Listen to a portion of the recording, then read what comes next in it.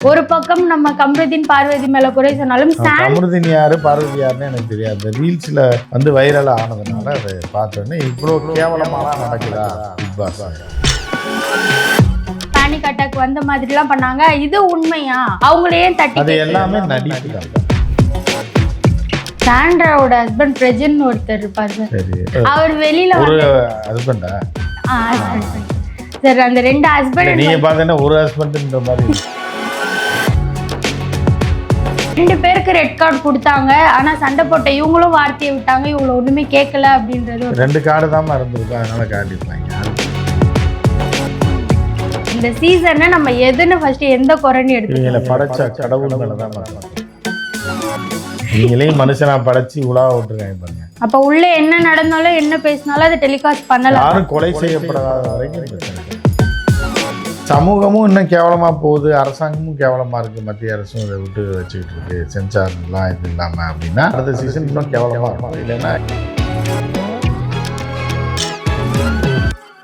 காந்தம் மீடியா நேயர்களுக்கு வணக்கம். நான் உங்கள் விஜய் யாஸ்மின். இன்னைக்கு நம்மளோட கெஸ்ட் பத்திரிகையாளர் உமாவதி சார் அவர்கள் தான். வணக்கம் சார். வணக்கம். எப்படி சார் இருக்கீங்க? சார், பிக் பாஸ் அப்படின்றது தொடர்ந்து 9 சீசன் வந்துச்சு. இந்த சீசன் தான் பயங்கரமா எதிர்ப்பும் வந்துச்சு இல்லையா? முதல் முறையா 2 பேருக்கு ரெட் கார்டு கொடுத்துருந்தாங்க. இந்த விஷயத்தை எப்படி பாக்குறீங்க? இந்த விஷயத்தை பார்க்குறதே முதல்ல தப்பு. பிக் பாஸை நீங்கள் பார்க்குறதுன்றதே குடும்பத்துக்கு குலநாசம் வரப்போகுதுன்னு அர்த்தம். ஸோ அது ஒரு கேடுகட்ட கேவலமான ஒரு நிகழ்ச்சி அப்படின்றது எல்லாருக்கும் தெரியும். தெரிஞ்சு தான் சில பேர் தற்கொலைகள் பார்த்துட்ருக்காங்க, சில பேர் அதை இது பண்ணிகிட்ருக்காங்க. ஸோ அந்த நிகழ்ச்சி வந்து சமூக சீர்கேட்டுக்கு வழிவகுக்கக்கூடிய ஒரு கேவலமான கேடுகட்ட ஒரு நிகழ்ச்சி அப்படின்றது எல்லாருக்கும் தெரியும்.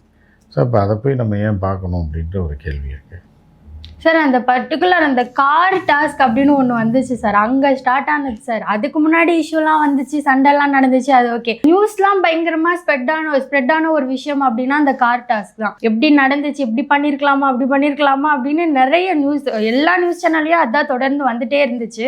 அதை பார்த்து நியூஸ் சேனல்லாம் போட்டிருக்க மாட்டாங்களே, யூடியூப்பில் போட்டிருப்பாங்க சார். நியூஸ் சேனல்லாம் அந்த அளவுக்கு நியூஸ் சேனல்கள் தரம் கெட்டு போச்சுன்னு அர்த்தம்.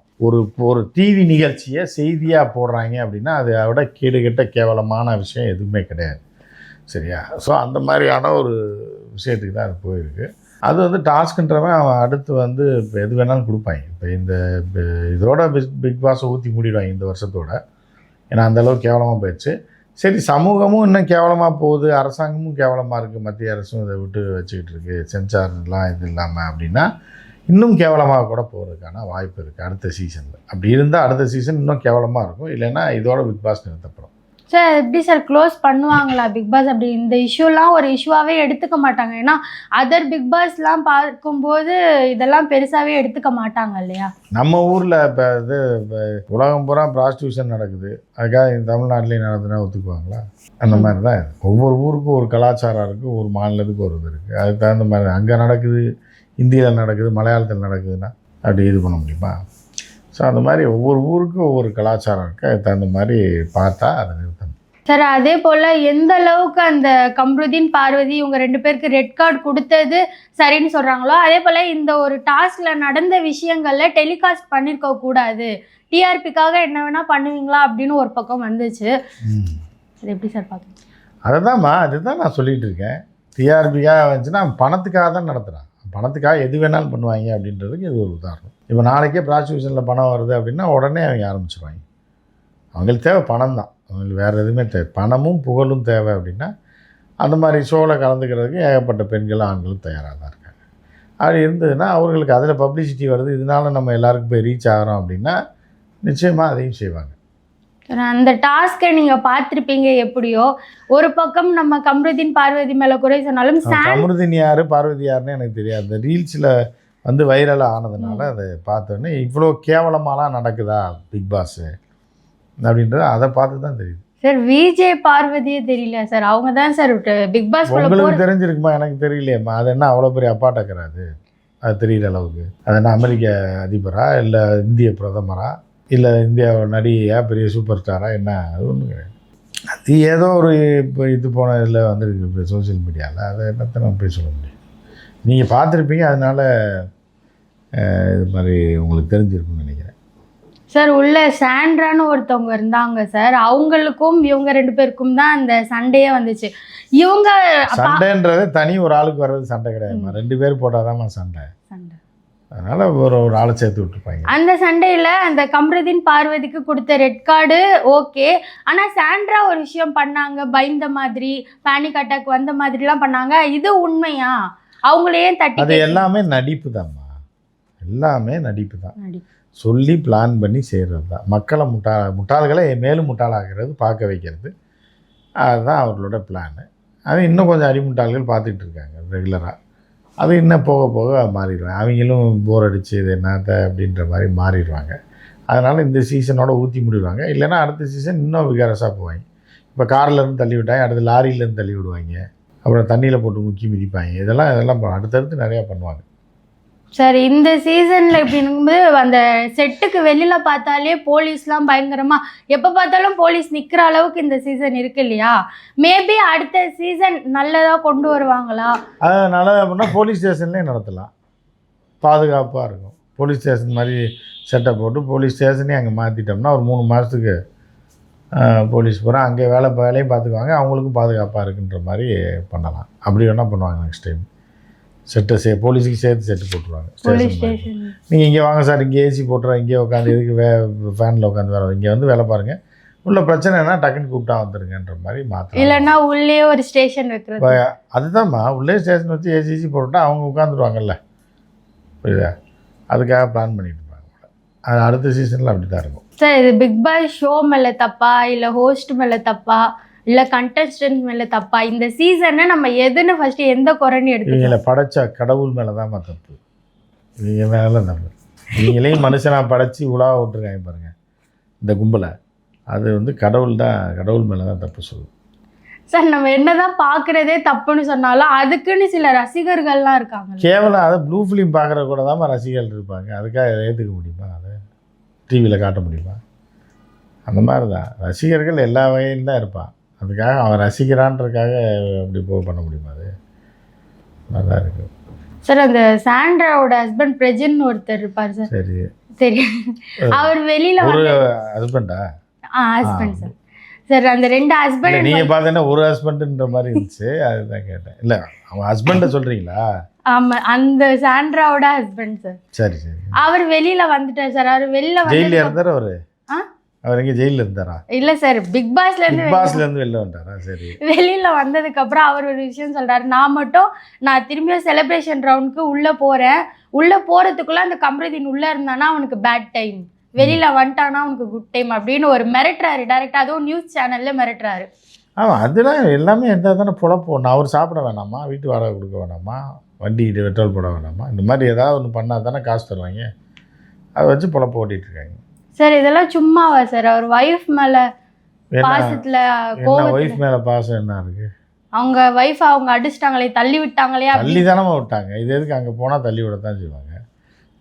எல்லாமே நடிப்பு தான், ஒய்ஃபும் நடிப்பு தான், இவன் நடிப்பு தான். அப்போ தானே பணம் வரும், அதை வச்சு தான் குடும்பத்தை நடத்த முடியும். அதனால் எல்லாமே ஆக்டிங் தான் பண்ணுவாங்க. தள்ளி விடுறதே ஒரு ஆக்டிங் தான். ஆனால் சார் குறிப்பிட்டு 2 பேருக்கு ரெட் கார்டு கொடுத்தாங்க. ஆனால் சண்டை போட்ட இவங்களும் வார்த்தையை விட்டாங்க, இவங்களை ஒன்றுமே கேட்கல அப்படின்றது. 2 கார்டு தான் இருந்திருக்கும், அதனால் காட்டியிருப்பாங்க. அடுத்த டைம் அந்த 2 கார்டு. ஆமாம், ரெட் கார்டு 2 தான் வச்சுருந்துருப்பாங்க.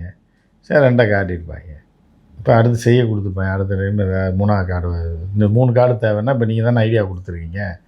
அடுத்த பிக் பாஸ்லாம் ஒரு 5 கார்டாக செஞ்சுருவாங்க, மொத்தமாக 5 கார்டு காட்டுற மாதிரி.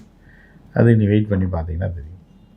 சார் யாருக்கு சார் டைட்டில் கிடைக்கும்னு நினைக்கிறீங்க? இருக்கிற அது எவனுக்கு கிடைச்சா யாருக்குமா என்னம்மா, இது ஒரு மேட்ராமா? அது எந்த நல்லா நான் ஏதாவது இந்த நாய் கிடைச்சா நமக்கு என்னம்மா? அது இதுதான். இதனால இந்த நாட்டுக்கும் கேடு, வீட்டுக்கும் கேடு. இதில் டைட்டில் வேறு கிடைக்கிற வரைக்கும் உட்காந்து பார்த்துக்கிட்டு இருக்கீங்கன்னா ரொம்ப கேவலமாக இருக்குண்ணா. சார் இன்னொரு விஷயம், வெளியில் வந்தாங்க இல்லையா சார் ரெட் கார்டு கொடுத்து 2 பேர். அதில் ஒருத்தவங்க வந்து என்னால் தான் பிக் பாஸே ஓடிச்சு, நான் தான் ரியல் வின்னர் அப்படின்னு சொல்லிட்டு அவங்க உள்ளே பண்ண தப்பையும் உள்ள ஒரு மன்னிப்பு கேட்குற மாதிரி கேட்டு வெளில வந்து ஸ்டோரி ஸ்டேட்டஸ்லாம் போட்டுட்ருக்காங்க. ஆமாம், அவங்கவுங்க செய்கிறது அவங்களுக்கு நல்லதாக இருந்தால் தானே செய்வாங்க. அவங்க இப்போ திருடன் வந்து நல்லதுன்னு நினச்சா அவன் திருடுவான், ஐயோ தப்புன்னு நினச்சா அவன் போய் திருடுவானா? இப்போ ஒரு ப்ராஸ்டியூட் இருக்காங்கன்னா அவங்களுக்கு தேவை பண்ணுறோம், அது கரெக்டு அப்படின்னா தான் அவங்க பண்ணுவாங்க. அவங்க பார்வையில் அது கரெக்டாக தெரியும். வெளியிலேருந்து பார்க்குறவனுக்கு இவன் திருடன் ப்ராஸ்டியூட் இவன் இதுன்னு தெரியும். ஸோ அந்த மாதிரி ஒவ்வொரு செயலை செய்பவர்கள் எல்லாமே நல்லதுக்கு செய்கிறோன்னு நினச்சி தான் செய்வாங்க. ஸோ அது அவங்கவுங்க பார்வையை பொறுத்து இருக்குது. வெளியிலேருந்து பார்க்குறவன் எப்படி பார்க்குறான்றதை பொறுத்து தான் அது வேறு மாதிரி தெரியும். சார் இன்னொரு இந்த பிக் பாஸ் பொறுத்த வரைக்கும் நிறைய போராட்டம் நடந்திருக்கு. இந்த பிக் பாஸ் இருக்கக்கூடாது, தடை செய்யணும்னு சொல்கிறாங்க. இதெல்லாம் மீறி இந்த மாதிரியான வார்த்தைகள்லாம் விடுறது, அது டெலிகாஸ்ட்டும் பண்ணுறாங்க. அப்படி இருக்கும் நம்ம அவங்க தொழிலை தானமா பண்ணுவாங்க. அவங்க தொழிலை அவங்க பண்ணுறாங்க, எதிர்க்கிறவங்க எதிர்த்துட்ருக்காங்க. அரசாங்கம் நடவடிக்கை எடுக்காமல் இருக்குது. நடவடிக்கை எடுக்காமல் இருக்குது அப்படின்னா அதுக்கு சில காரணம் இருக்கும். ஒவ்வொருத்தருக்கும் ஒவ்வொரு காரணம் இருக்கும். அப்போ உள்ளே என்ன நடந்தாலும் என்ன பேசினாலும் அதை டெலிகாஸ்ட் பண்ணலாம். யாரும் கொலை செய்யப்படாத வரைக்கும் பிரச்சனை இல்லை. மித்த எல்லாமே கொலையை தவிர எல்லாமே உள்ளே நடக்குது. அதை வந்து அவங்க கம்ப்ளைண்ட்டாக கொடுக்குற வரைக்கும் இவங்க ஒன்றும் செய்ய மாட்டாங்க. இன்னொரு பக்கம் அது ஸ்கிரிப்டட் தான், முழுக்கன்னு பணம்காக தான் பண்ணுறாங்கன்னு சொல்கிறாங்க. ஆனால் ரியலாக நடக்கிற மாதிரியும் சில விஷயங்கள் அப்படி தானே இருக்குது. இப்போ சினிமாவில் பார்க்கும்போது ஏன் அழுகிறாங்க எல்லாம்? ரியலாக அவங்க ஃபீல் பண்ணுறதுனால தானே அழுகிறாங்க. எதுக்கு கத்துறாங்க, எதுக்கு விசில் அடிக்கிறாங்க? ஏன்னா இவன் உணர்வை தூண்டி அது ரியலாக இருக்குன்ற மாதிரி அவன் நம்புகிறான். நடிப்பு 3 மணி நேரம் காசை கொடுத்து நம்ம உட்காந்துருக்கோம் அப்படின்றதெல்லாம் அவன் மறந்துடுவான் அந்த நேரத்தில். அதனால் அவங்க எந்த முட்டாள்கள் இருக்க வரைக்கும் அப்படி தான் இருக்கும். அப்போ அவங்க வெளியில் போகிறது கொண்டு அது ஸ்கிரிப்டு தான். எல்லாமே ஸ்கிரிப்டு தான்மா. அந்த கம்பெனி ஆரம்பித்ததே ஒரு ஸ்கிரிப்டு தான். எல்லாமே வந்து ஸ்கிரிப்டு ரெடி பண்ணி தான் இப்படி வாங்கினா இப்படி வியாபாரம் பண்ணலாம், இப்படி விற்கலாம் அப்படின்றது எல்லாமே வந்து ஒரு பிளான்டு தான். பிளான் பண்ணாமல் இதை செய்ய மாட்டாங்க. ஆனால் சார் நம்ம ஒரு சீசன் பிக் பாஸ் பார்க்கும்போது அதில் நெகட்டிவாக இப்போ இந்த அளவுக்கு நெகட்டிவ் ஆகிருக்குன்னா அதே அளவுக்கு நல்ல விஷயங்களும் நடந்திருக்கு. அதன் மூலியமா பெரிய ஆள் ஆனவங்களாம் நிறைய பேர் இருக்காங்க. இப்போ படம் நல்ல விஷயம்னா என்ன? பல பேருக்கு MBBS சீட்டு கிடைச்சிருக்கு. சில பேர் படம் பண்ணி பெரிய ஆள் ஆகியிருக்காங்க. படம் பண்ணுறது நல்ல விஷயமா? கேட்டவன்லாம் போய் படத்தில் நடிக்கிறான்றது நல்ல விஷயமா? அது சார் நல்ல ஆட்களும் வந்திருக்காங்க. அததான்மா, சில பெண்கள் இருக்காங்கன்னு எல்லாமே நம்ம சொல்ல. இப்போ பெண்கள் இருக்காங்க, இந்த இதில் வந்ததுனால நல்லா ப்ராப்ளம் ஆகிட்டாங்க, அவங்க தொழில் நல்லா நடக்குது அப்படின்னா அது நல்ல விஷயமா? அது அவங்களுக்கு நல்ல விஷயமா இருக்கலாம், ஊருக்கு நல்ல விஷயம் இல்லை. பப்ளிசிட்டி சென்டர் மாதிரி இது. ஆனால் சார் இதுக்கு முன்னாடி போன கண்டஸ்டன்ஸ் சொல்கிறாங்க பிக் பாஸ் அப்படின்றது எப்படிப்பட்ட இடம், அதுக்குன்னு என்ன மரியாதை, எப்படிப்பட்ட இடமா? நாதாரிங்க சொல்கிறது அப்படி தான். அது நல்ல இடம்ன்றது நாதாரிங்களுக்கு அது நல்ல இடமா தெரியும். தனி மரியாதையே இருக்குது பிக் பாஸ் அப்படின்னா நீங்கள் போய் கெடுத்து விடுறீங்களே அப்படின்னு. பாம்பேயில் ஒரு ஏரியா இருக்குது, அதுவும் நல்ல மரியாதைக்குரிய ஏரியா தான். நீ பாரம்பரியமாக 50-60 வருஷமாக இருக்குது. அங்கே இருக்க சில பேருக்கு அது கோயிலாக தெரியும். இதுதான் என்னை காப்பாற்றிய கோயில், இத்தனை வருஷமாக நான் இங்கே இருந்தேன். அது யார் சொல்கிறாங்க, எதுக்கு சொல்கிறாங்கன்றது தான் சொல்ல முடியும். பிக் பாஸ் சம்மந்தப்பட்ட நிறைய விஷயங்களை பகிர்ந்ததுக்கு நன்றி. நன்றிமா.